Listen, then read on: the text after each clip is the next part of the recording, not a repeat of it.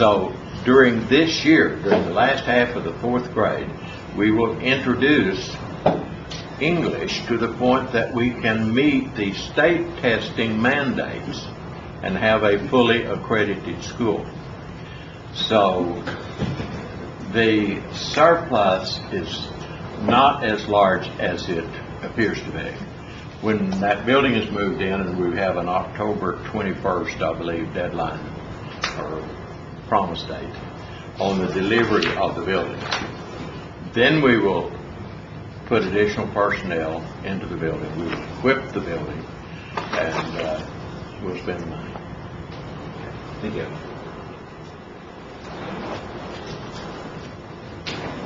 Okay.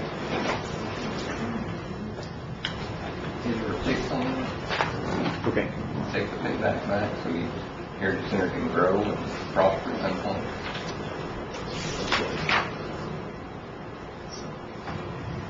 Okay. Moving then to the next department, the Education Executive Director of Education's department. I did make some adjustments on here from what was being presented in the budget. There's some large reserves by appropriation that's coming into Dr. Morton's department itself. So removing the effect of those, the budget-to-budget comparison is a decrease of $150,000, and over the 09 budget, and $360,000 increase over the 08 actuals. And the increase is reflected in the education data and development of $253,000. That initiative really got kicked off in 09 and really had that, as well as public school outreach and the CN Art Institute. Those 3 programs all are discretionary funds. They total over $800,000 of increases over 08, but those initiatives really began after, for the most part, after 08. The higher education department is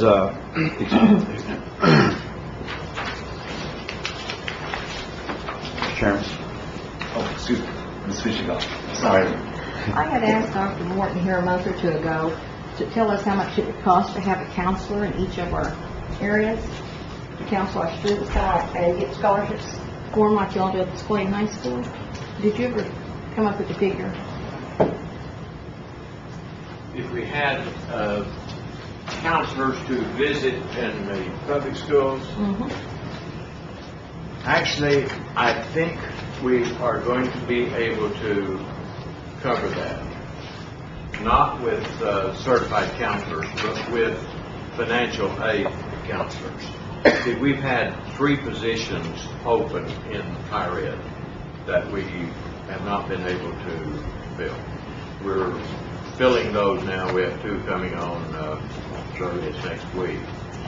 And I really believe that we will have enough staff in higher ed to have a portion of that staff on the road at all times. So I'm confident that we will be able to do that without adding additional personnel. Councilor Baker. Mr. Chairman, at this time I'd like to add $2 million to the higher education Pell Scholarship, or $500,000 to the Pell, and $1.5 million into the higher education scholarship, so this council can keep its commitment to taking the kids up to $2,000 a semester. We promised it last year. We didn't get it done. We promised we'd come back. We didn't do it. We proved to this council that 10 years ago, when our kids were getting $1,000 a semester, it was actually better than them getting $1,500 a semester now with the cost of tuition and books. And so I put in a form of motion to add $2 million in higher education so that we can take those scholarships up starting in December. I say that. Call for question. Motion on cutting off discussion? No, well, there's been a motion and a second. It's open for debate. Call for the question is a previous question, which requires a 2/3 vote to shut off debate if there is debate wishing to be had on this matter. And I do have at least 2 people. I'll withdraw. Okay. Councilor Ford. Well, I was Where's the $10 million going to come from? Gin fund. Probably from our casino dollars.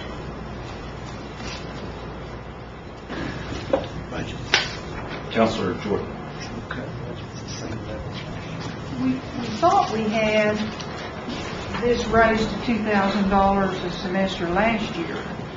And in the course of going back and forth with admin, somehow $500 a semester got lost.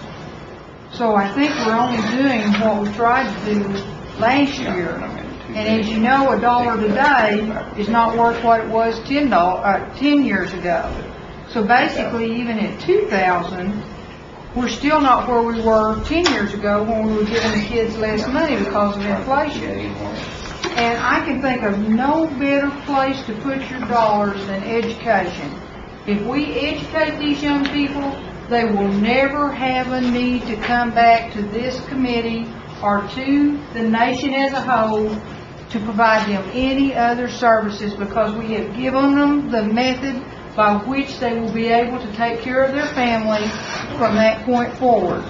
For a few dollars, keeping those kids in school, then we've taken care of them for a lifetime. You can put your dollars no better place than right here. I encourage all of you all to think very carefully in making your vote. This is dollars for our kids' future. I can think of no one really that ought to be against this for any reason. Thank you. Councilor Watts. This is a rhetorical question for all of us to ponder, but has anyone looked at the revenue projections for the casino? Just curious. I mean, we just sit here and we have these conversations like it's some endless piggy bank, and it's not. I mean, we have to have the reality of the economy has to set in at some point, and the fact that we don't have endless money because we are in debt and owe for the facilities at both Catoosa and West Silo and those expansions. So the idea that we have this surplus of money pouring out of the Cherokee Nation is erroneous. I don't understand where we're getting this whole idea. We as a government have to be fiscally responsible, and at this point, fiscally conservative. Thank you, Mr. Chair. Councilor Dodd. I'd like Dr. Morton to, you had talked about this in committee before. I'd like you to reiterate on the dropout rate and how we're getting paid back. Those students that just don't finish and they've taken that scholarship money, what you've done to address some of that. I know that has been a concern in the past. We run about a 42% dropout rate, which is a little bit less than the state average for dropouts from college. Actually, if you looked at it this way, of every student that started to school this fall in first grade, it would take 100 students. 75 of those will finish high school. 44 will go to college. 17 will complete college. The state of Oklahoma has, of course, a dismal picture as far as education is concerned. But we are keeping in contact with the students to a much greater degree by email and by land mail. And also providing some assistance in financial aid options other than that which they can receive from Cherokee Nation or Pell. And doing a follow-up study. We did a follow-up study of the graduates from this May, of how the program served them, what they plan to do, in which areas they were prepared. So that is a good first step, but we need to go a great deal more. If I may finish with this. Okay. Could you, obviously I'm not asking for an ambiguous statement, but I would like to see if there are any figures available to show over the last 3, 4, or 5 years how much money in those scholarships you think we basically lost because we funded someone that dropped out. That didn't complete. And didn't complete. How much of that, what percentage of those scholarships basically didn't do what we wanted them to do, which was educate Cherokees? I do not have definitive data on that, but I can start to work on it and hopefully get it in 2 weeks. Thank you very much. Would like to add that this year's increase in our scholarship requests or scholarship rewards, last year we funded approximately 2,100. To date, we've funded almost 2,500 this year. So we've had about at least a 400 increase this year. Councilor Bishop. Yeah, this may be a rhetorical question too, but I'm comparing it to how much money we spend on advertising for the Hard Rock. And I kind of feel like our casinos don't ever do it out, but our children do. So, I know they're doing a $2 million ad campaign down at Roland right now. Maybe they need to cut out an ad or two to help our children go to school. But I'm for schools a lot more than I am for casinos. That's all I have to say.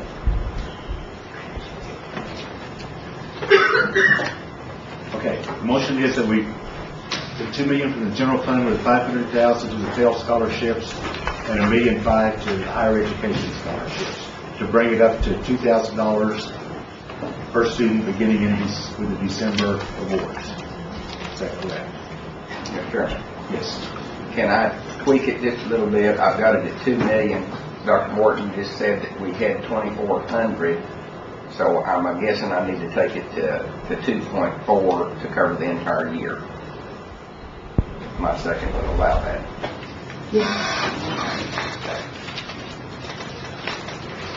Which is $2,000,004. So all those in favor say aye. Aye. Those opposed? Aye. Okay. Roll call, please.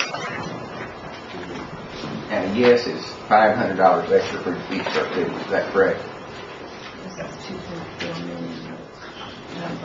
Shelley. Josie Chestnut, Yes. Meredith Fraley. Yes. Janelle Fulbright. Yes. Ron Garvin. No. Chuck Hosking Jr. Yes. Anna Glory Jordan. Yes. Chris Stokes. No. Curtis Snell. Yes. David Thornton. Yes. Karen Callan Watts. No. Bill England. No. Bill John Baker. Yes. Jack Baker. No. Arnold Bezer. No. Julia Coates. No. Bradley Cobb. No. Joe Crittenden. Yes.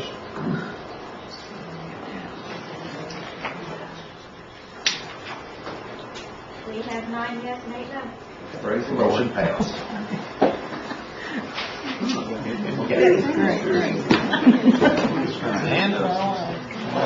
So, continue that.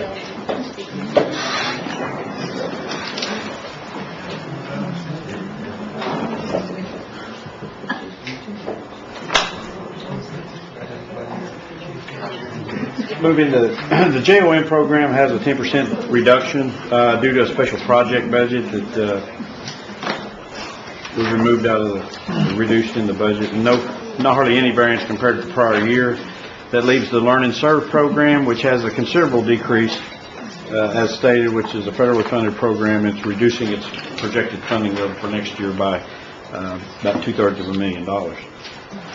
Sequoia High School is the last department within education group. Its budget's relatively flat, only a 1% decrease or $200,000. However, it's a 100% increase or over $10 million increase over the 08 actuals. And again, it's attributable to a number of reasons. A DOI funded construction budget of $4.6 million was included in 09 and continuing in 10. The Sequoia High School budgets consistently underspend their spending authority. In 07, the school spent $8 million of a $15.7 million budget.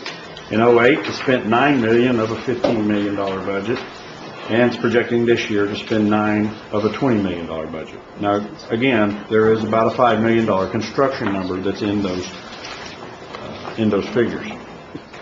The rest would not be construction. That completes the education group, and which brings us to our largest direct service group, the health services. Health services has over a $200 million budget for 2010, with almost $198 million being a federal source or third-party revenues generated by the federal funding.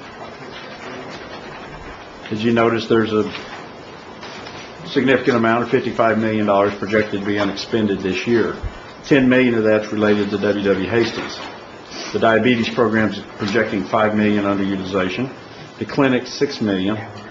Contract health, $7 million. Anti-drug network, $3 million, and the mini path program, another $3 million. There is obvious jump from 2008 to 2009 in appropriation level. That's a $67 million increase from 08 to 09, and it's all due to WW Hastings coming into our appropriation bill. The previous years that are audited, Councilor Baker. One quick question, just clarification, I don't understand. Community Recreation Center, $908,000. Are we building some more or what? Well, this is the same accounting unit that the Marcoma Gym, the rec center is.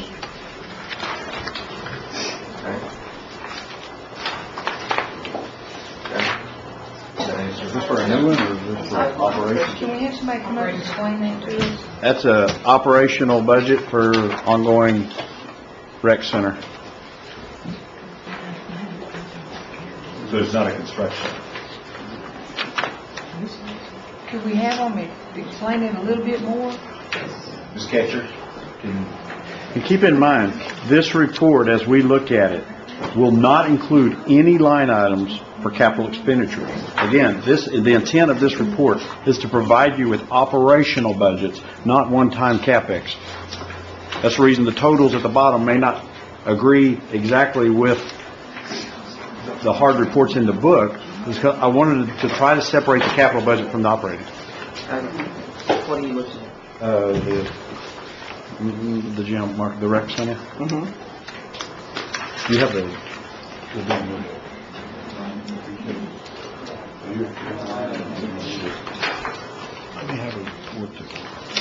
I apologize. What was the question? Could you just expound a little bit more on what that $900,000 includes in the Community Recreational Center budget? As far as the costs, Mm-hmm. that is the funding for the staff, the space cost, supplies. There might be a little bit in there for equipment, but I think the bulk of the equipment was purchased in 2008. But it's everything it takes to run that community rec center. Do we make any money off of it? Oh no, it's not a money maker.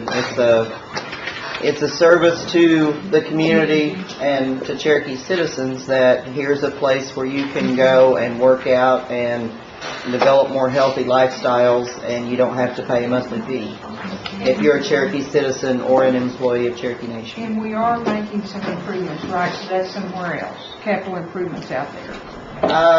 The only thing I know of is as part of our capital improvement budget, that was, or the plan, the $6.5 million. I believe there was some dollars in there to possibly pave the parking lot out there. I was thinking that they were going to improve the bathrooms. I was told they were going to improve the bathrooms, which I'm all for this It could be, program. but I get a lot of constituents that use it and tell me how great it is, and I should be out there using it myself. So, yeah, it is.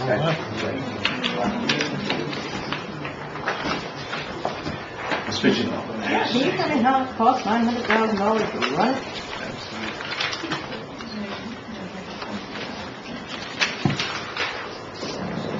There's a staff in the budget of 14. There's one staff for 14. Yes, at a cost of salary and benefits of $500,000. So roughly right at 50% of the 900 is the staffing cost, just for salaries and fringes for 14. And there's only a half of position. I mean, it's all filled. They're all filled. There's not hardly any vacancies or new positions. Councilor Baker. I wonder if they could find $2,500 in that to buy a scoreboard that they need real bad.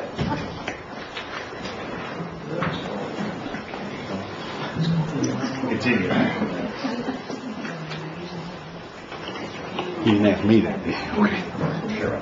I'd make a motion, we had $2,500 to it so that they can have a scoreboard, so they don't have to keep score when the youth are at their playing by hand. I'm making a motion that we Second. add 25,000 to it out of the gen fund to, get the kids to school. 25,000 or 2,500. 20, what, well, you said both figures. Oh, I'm sorry. 2,500 for this little electronic scoreboard that they should score with. Okay. Okay. Let's see. Councilor Jordan, second. Yes, Second? yes, I did. Okay. So the motion's been made and seconded that we add 2,500 to their budget to purchase a scoreboard. Any discussion? Yes, Ms. Forsythe. Well, I know that's a small amount of money, but have we tried going through Pepsi or Coke to get one for free? That's what most people do. Yes, ma'am, I did. Tell them what happened. I got, apparently I requested that the casino go through Pepsi, since they're the biggest user of Pepsi in the country. And I got an email from administration that said I did it wrong, and that request was denied. And it doesn't keep the kids from needing a scoreboard at the gymnasium. So I think if that wasn't the proper way, this would be the proper way to get those kids a scoreboard so that they can run the gymnasium. But yes, that was my request, was to get Pepsi to donate us one. And it was denied because the chief told them to. Councilor Jordan.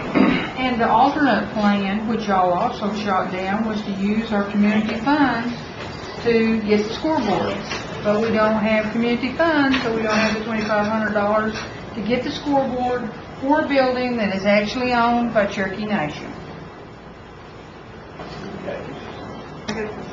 Motion been made and seconded that 2,500 of Ms. Kitchen call. You keep forgetting. Was they going to get one? Was you going to get one? Did you ever get a yes or no? I not got a yes or no from that. From whether the casino was going to get you one or not? Well, I got the email that says it was categorically denied because I did it wrong. Did you not go through Diana or something? Apparently not.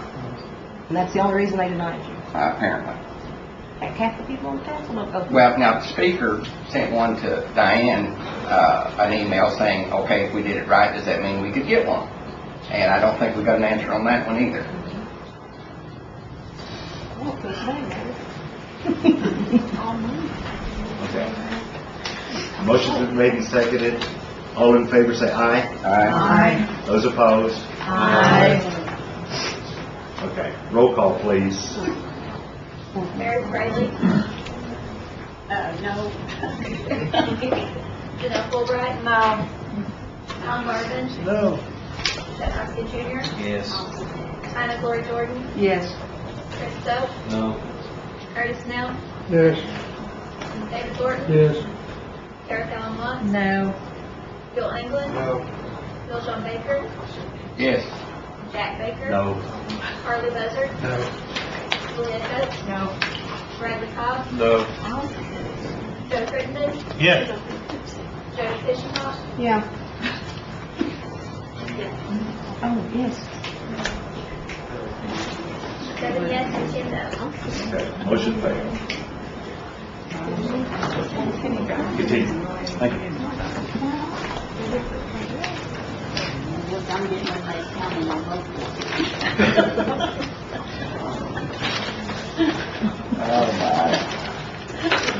One of the contributors to this trend of unexpended, obviously a large block of unexpended dollars.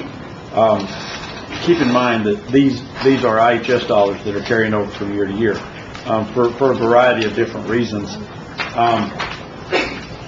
Although 07 and 08 tend to be, they appear to be identical, there's some quite differences here.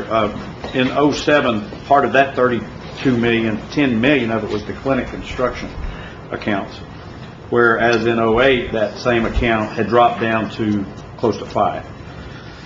The community health had 8 million in it. That department had 8 million in the 07. And the diabetes program has 4 million in 07. The diabetes program also has 4 million in that 32 million of 08. Now, what's the 55 million projected in '09, the diabetes is another 5 million. So there's definitely a trend. I'm not sure what the explanation is, but there's definitely a trend of the diabetes program leaving about $4 million unexpended. I'm not saying they're not obligated, but they're unexpended dollars at the end of each year. Contract health service is one of those where we've discussed it in the past. They can obligate all their funds, but that doesn't mean it's all going to get expended by the end of the year. We have a considerable amount of contract health carryover at the end of every year because of that very fact that the expenditures follow the obligations to sometime far beyond the end of the fiscal year. The next slide is just the funding sources. You can see here the impact of Hastings on the federal chart. The staffing for the health group. When you look at the staffing,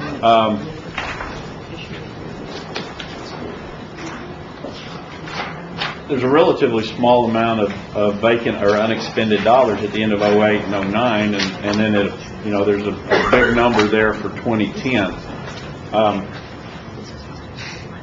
I realize that it can give the appearance that this doesn't, this looks like the health group has actually had a huge reduction of staff. I don't know if that's the case or not. These numbers are just compilation of numbers that are being provided to me. And in 2009, that $2.2 million there that's projected to go unexpended, there was 89 positions that were vacant when we did the '09 budget. So obviously a lot of those got filled. Now, were there additional positions that became open, since that time or being projected to be vacant in 2010?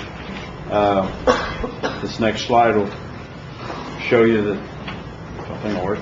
There's 165 positions here that are vacant or were vacant by the end of May.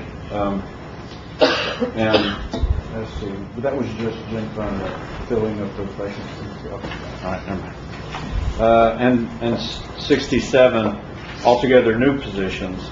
And one thing I want to point out, when we look at these charts and we analyze the new positions compared to the vacant positions, or the vacant meaning they were in the budget the previous year, there's not necessarily a one-to-one relationship here. The vacants last year not necessarily are vacant next year, or you know what I mean? Because especially with a group that has over 1,100 positions in it, there's going to be a significant amount of turnover anyway with that number. And you're seeing something that's within 10 to 18% variance on occupants or turnover. Not turnover, but percentage of filled positions. They have a relatively low unfilled positions. The problem is when you're looking at a group of this magnitude that has this many positions vacant, they're skewed because they have a lot of highly specialized vacancy positions that draw very large salaries, but much larger than the average of the Cherokee Nation, okay, because of what these positions are. So it can skew some of these charts when we're looking at, but I want to make sure we understand that the 90 vacant positions that grew to 165 are not necessarily, the 165 doesn't necessarily have the 89 vacancies that were in there last year. They could be, half of those 165 could be vacancies that became vacant and they weren't able to fill them by the time the budget process was required, okay? Now, in that, the 165, let's look at where these positions are. Obviously, a lot of them are in the direct care, in the clinics and hospitals. As a matter of fact, 125 of them are there. The remaining 40 are split up between community health, preventive services, and the administrative support and group leader departments. Pretty much the same thing as the '09, the 89 positions that were vacant last year, 49 of them were in direct care. So we're still seeing around 60% of this total vacancies in the direct care, if not more. We have five groups within the health department. Again, this is by far the largest division as far as number-wise we're going to talk about here. These 5 groups begin with the administrative support group. Their budget's reducing $2.7 million compared to the '09 level, largely due to some '09 stimulus funds for IT that was budgeted in '09 for $3.3 million. Those are the funds that are not in the 2010 budget. That 3.3 is partially offset by about 700,000 because of increases in the MIS and the billing department. And we talked a little bit about the IT, indirect cost pool funding, and new health IT budget. Okay, it's impacting some of these numbers. It's $1.5 million over the actual 08 spending level. We're going to notice some, I won't say fallout, but some effects of the Hastings assumption affecting several departments here. Not all of the Hastings costs will roll up under just one single accounting unit or budget. So as we go in, but this particular administrative support, the MIS department is increasing over 08, and the billing group is budgeting a $1.2 million increase over 08. The clinical support services has a budget that actually is going down by 6% or $1.3 million. It's partially due to the electronic dental record project that began 2 or 3 years ago. It's being reduced by $335,000, as well as decreases in the clinical support budget of $315,000, and a reduction in the Gadugi Clinic operating budget of $217,000. Now that department is still requesting $900,000 or nominal 5% increase. You know, again, it sounds like you say it's a $900,000 increase, but it's only 5%. I mean, because that's the magnitude that we're talking. So I want to focus on percentages in this one, because we can the numbers can get a little misleading if you just look at the dollar amounts. Let's look at the percentages more than anything. And the increase over the 08 actual spending is then the contract health service budgets exceeding the 08 actual spending level by over $1 million. Community health / preventive services has a 19%, which is over $8 million decrease compared to 09. Primarily in the DHHS funded programs for the diabetes grant, WIC, substance abuse, and the Many Paths program. Although they all reflect decreases compared to the prior budget level, they are all significantly higher than the 08 actual spending level on the same and similar programs. Matter of fact, over the 08, the same amount that's being reduced next year from the current year, it's that much more than what was spent in 08. The direct care for the clinics and the hospital has a 6% increase in budget, relatively flat, it's only $6.8 million. Primarily in the Hastings budget, accounts for 4 of the $7 million. The remaining increase is spread over all the remaining clinical locations. The department is reporting 125 vacant positions, as I mentioned earlier, and requesting another 54 new positions on top of that. It's an $81 million increase, 162 over 08, and it's not in comparable because it's obviously Hastings impact. As well as, I'm not sure in 2008, was the Muskogee Clinic actually up and running at full capacity for the entire year of 08? Was that a partial year? We were just... Okay. That accounts for a majority of the remaining $8 million increase over 08. And the last department in health is the executive director or group leader. It has an $8.5 million, which is a 32% decrease for the prior year budget due to the one-time economic stimulus funding in 09 of $3.4 million. That's not in the 10 budget. And a special bond retirement, as you may recall, in 2009 we did of another $3.5 million of our long-term debt. $2.6 million decrease compared to 08, and that, if you exclude the impact of the construction budgets for Muskogee and Nowata clinics, the department's actually reserving over $8 million of compact funds for equipment. I need to point out we have a recent history of budgeting these reserves and not expending the funds. Now, we were budgeting reserves for equipment replacement, anticipating replacing equipment on clinics that were being built and some clinical equipment that was already in existence. I'm merely pointing out that we have a history of several years here where in 08 we reserved $4 million, expended $750,000. We're projected to spend $2 million this year on a $7 million budget. So anyway, this is equipment replacement, so obviously you can't really project that stuff very easily. One time. I can't remember. Several months ago, I had asked about the equipment when they asked for requesting more funds. We had money already there, and you remember that several months ago. And I talked to Callie, and Callie assured me that money would be spent on equipment by the end of the year. It had already been identified, we were supposed to get a list and all that. Have we spent it all? because we was told that we wouldn't have to spend. Out of the equipment replacement reserve? Yeah, there was a list that was supposed to be given, because I was asking a bunch of questions about it. I believe I did provide a list from health. I haven't read a current report. I can do that and bring it tomorrow. Would you please? Sure. Okay, I got another question. Okay, continue. Okay. I'm looking at the contract health service and clinical support. There's some contract health and gym fund of $5 million. And there's some contract health services in the 332. Explain them to me, Doug, the carryovers, or what's remaining on them. Because I'm getting people that gets denied all the time for contract health, and I'm looking at dollars here. Okay. What's the accounting unit number? Your 10-264? Mm-hmm. Okay. That's gym fund. Okay. Yeah, it's got a $5 million budget request compared to $6.2 million appropriation level for a current year. The current year is projecting $2.5 million to be expended based on 10 months of expenses, not obligations, but expenses. In 08, there was an $8 million budget that expended $6.2. And in 07, there was $2.5 million that's expended $1.8. Typically, these unexpended, I don't recall these coming into the budget as carryover. Let me do it.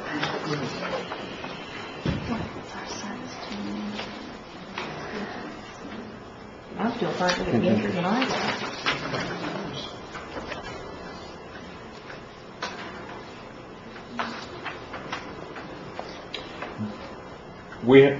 I'm not showing in 08 or 09 or 2010 budgets any carryover for these funds. So these unexpended contract health dollars end up going into the big carryover number that gets brought forward at mid-year.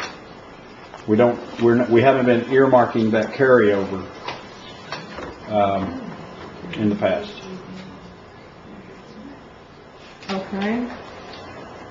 I'm curious, if my people are getting denied their contract health, but we're going to have $3.7 million left at the end of the year, and they're being denied, I'm saying their services are not being met.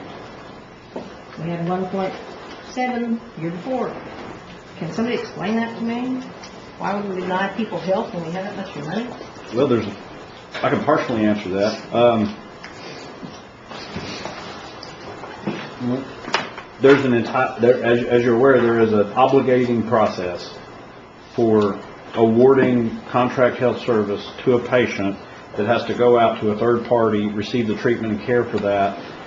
Okay, the estimated cost for that entire contract, okay, has to be provided for or earmarked out of the funding amount, knowing good and well that a portion of that could or probably be expended, the treatment being given and paid for in a future year. Okay? Now, this is a philosophical question that Callie and I have had a lot of discussions on. And the approach is a conservative approach. Okay? We're not going to obligate, even if we know we're not going to expend it this year. Okay? We're not going to obligate current year revenues for future year payments. Okay? Did I say that right? I said that backwards. I was trying to say that didn't sound right. Let me rephrase it. Okay. We're not going to reserve future year revenues to pay future year expenses. Okay? We're going to use current year revenues to pay for future year. Therefore, we are always going to have a contract health carryover that goes unexpended. I understand that. I'm 90% there with Callie. I appreciate the conservancy, because that is one of the attributes of our profession that we are mandated to follow, is be conservative. However, we don't appropriate commitments. We appropriate expenses. And that's the difference. Now, can we appropriate an estimated expense? Sure. That's what this whole thing's an estimate. but not for contract health. That's different. We appropriate an obligation. We appropriate a commitment. That is a major difference, and it's a philosophical difference, I admit. Because this body, according to the Constitution, says that it's appropriating for expenditures. Now, just take the hat turned around again. Do we want to get in a practice of obligating far beyond our funding level? Because we know that certain treatments are going to stretch for 14, 15, 24 months, and therefore it's going to require future year revenues to pay those previous year commitments. You know, this is something that we've discussed several times for years, and there's no easy answer here. But I can tell you the conservative answer is exactly what we're doing. It's very conservative. Because we're going to tie up dollars knowing good and well, it doesn't matter how long it takes to treat. Okay? It's very similar to your education encumbrance reserve.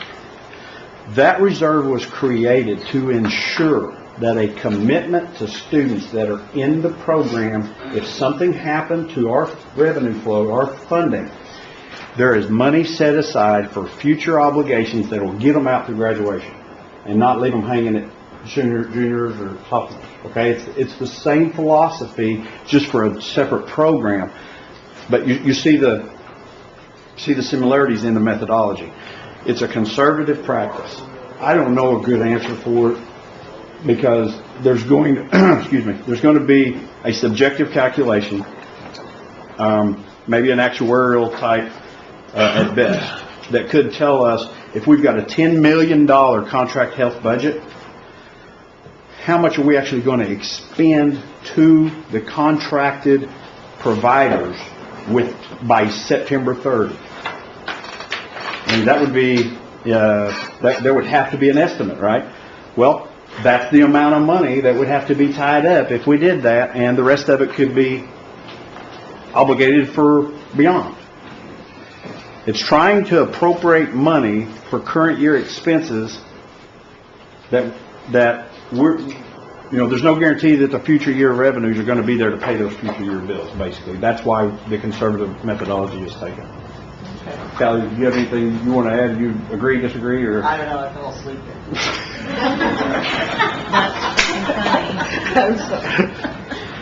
Thanks a lot. Contract health is a difficult question. What we have in the 2010 budget proposed is $5 million. We spent $6.2 million out of Gen Fund in 2008. Even though we're well below that in 2009. Remember, last year we only put $3 million in at the beginning in the comprehensive budget, and then we came back when we had carryover and added another $3 million. So there was probably a 6-month time lapse there where health had not had the ability to start obligating the money. We have always operated under the stance that if it's not in your budget, you can't obligate it. Whether obligating means approving contract health services, issuing a requisition, turning that into a PO.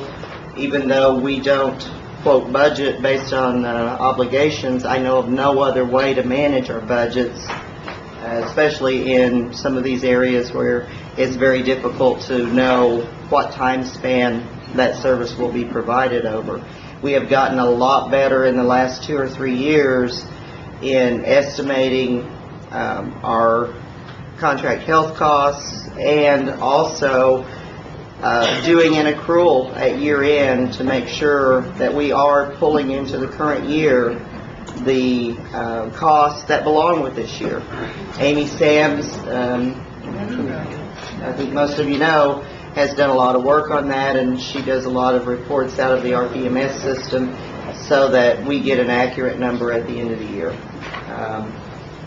What we have in the Gen Fund budget is based on our expected ability to meet based on past history. And as far as the medical policies, I would defer to Dr. Grimm to address some of that. Okay, that'd be fine. Okay. Would you like to? She's still.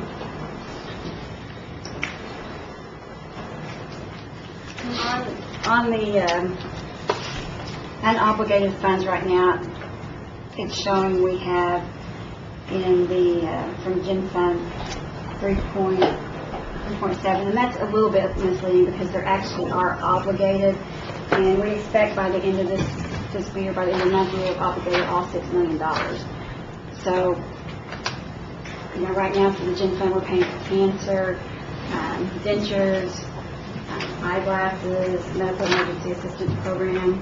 How much did you, that's my question, that's what I'm getting at. How much did you pay out of dentures and eyeglasses? Because 2 years ago, we voted not to line item it, and my people are still being put on hold and they're not getting it. So how much did you all spend on dentures and eyeglasses and that? And the breakdown? I don't know off the top of my head, we can get that information for you. Yeah, and my guess is it's been probably a little, I'd say probably 5% more than last year. I mean, we haven't decreased our eyeglass and denture expenditure by any means, but we can get specific numbers. If you don't get anything back, because I'm kind of curious about it. Okay. Does that answer your question, Jody? Yeah. Ms. Jordan? Are you gonna be able to get those figures today, Lori? We can, yes.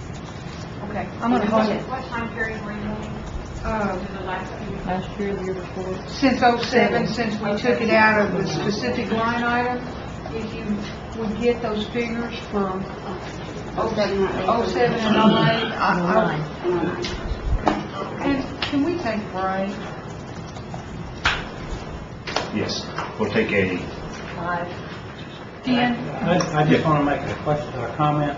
okay, yeah, I did have you down, but And it pertains to the eyeglass and denture funds, and I'll wait on those figures, but my intention was to earmark money for those two items this year because it hasn't worked. And that's mine, That was mine. yeah. Okay.